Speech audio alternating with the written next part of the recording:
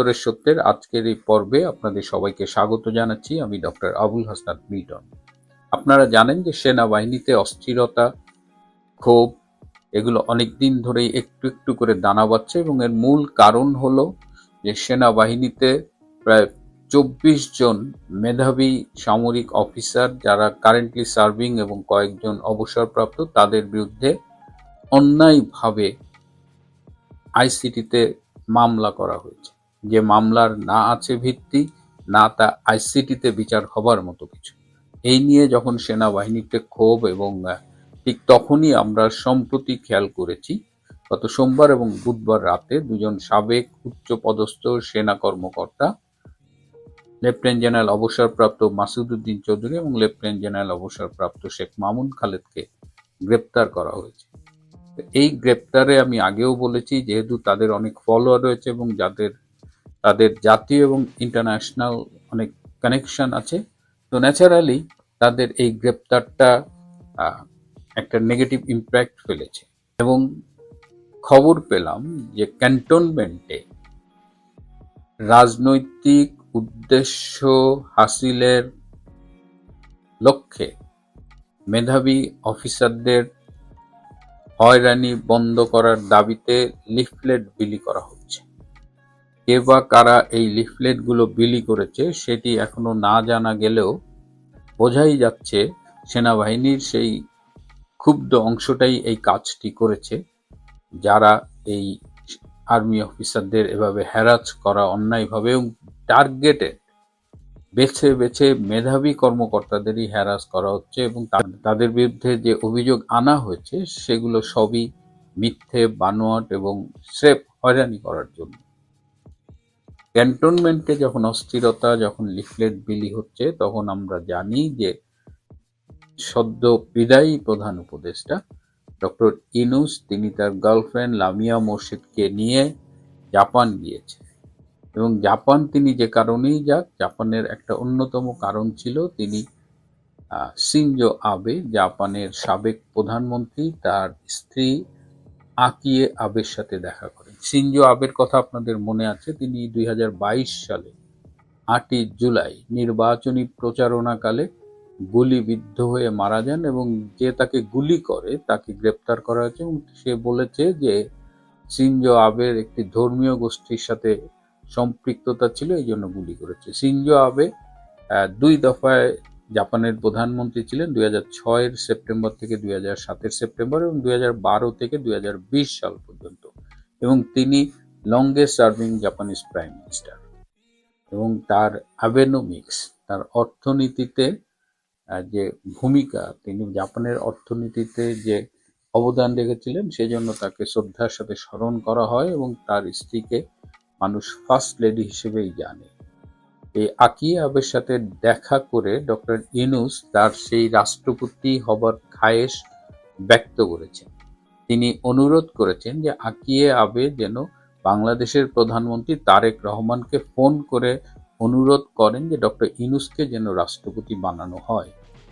আকিয়ে আবে তারেক রহমানকে ফোন করেছিলেন এবং তারেক রহমান স্বভাবতই আকিয়ে আবের সাথে কথা বলেছেন, কিন্তু আকিয়ে আবেকে এক্স্যাক্টলি কি বলেছেন সেটি জানা যায়নি।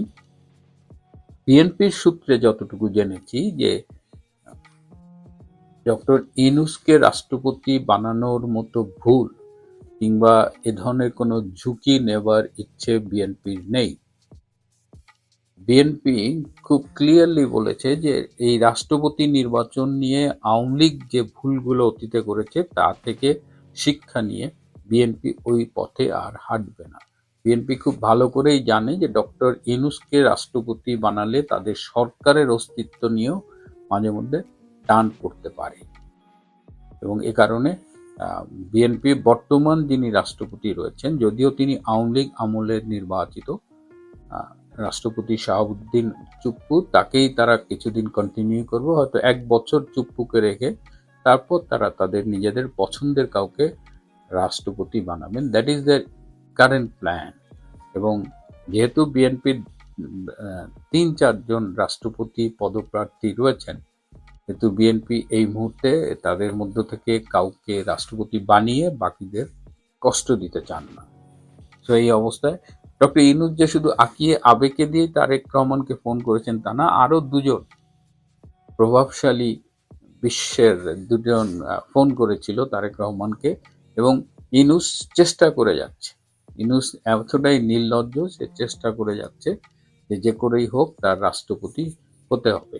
এদিকে ডক্টর ইউনূসের জাপান সফরের সময় তার অপর সঙ্গী লামিয়া মোর্শেদ, যিনি এসডিজির মুখ্য সমন্বয়ক ছিলেন, ইউনূস যাবার আগে এই লামিয়া মোর্শেদ, ঢাকা বিশ্ববিদ্যালয়ের সাবেক ভিসি ডক্টর নিয়াজ আহমেদ এবং আরেকজন সাবেক সচিব সেলিম উদ্দিন, তিনজনকে রাষ্ট্রদূত বানানোর প্রক্রিয়া শুরু করে গিয়েছিলেন। কিন্তু বর্তমানে তারেক রহমানের সরকার এই তিনজনের রাষ্ট্রদূত হবার প্রক্রিয়াটাকে বাতিল করে দেন। এছাড়াও আরো 5টি দেশ থেকে রাষ্ট্রদূতদের বাংলাদেশে ফিরিয়ে আনা হচ্ছে। অর্থাৎ ইউনূসের কুফা লেগেই গেছে।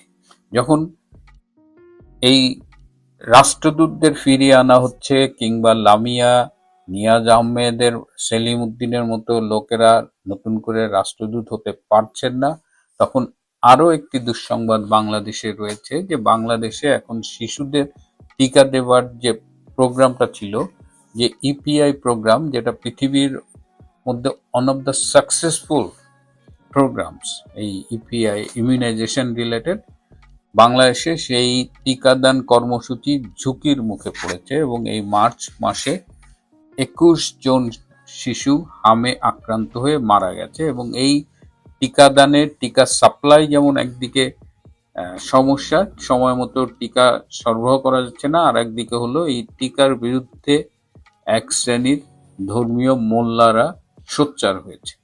সুতরাং এটি বর্তমানে জনস্বাস্থ্যের প্রতি হুমকি হিসেবে দেখা দিয়েছে। এর পাশাপাশি নানান রকমের খবর আমরা পাচ্ছি, তার মধ্যে একটা উল্লেখযোগ্য হলো যে সাবেক ছাত্র সমন্বয়ক, যেসব তরুণী ছাত্রী সমন্বয়ক ছিল, তাদের একের পর এক সেক্স স্ক্যান্ডাল ছড়িয়ে পড়ছে, তাদের ভিডিও একের পর এক ইন্টারনেটে ছড়িয়ে পড়ছে। এর বাইরেও বাংলাদেশে এখন নানা রকমের অস্থিরতা চলছে। আমি প্রতিদিনই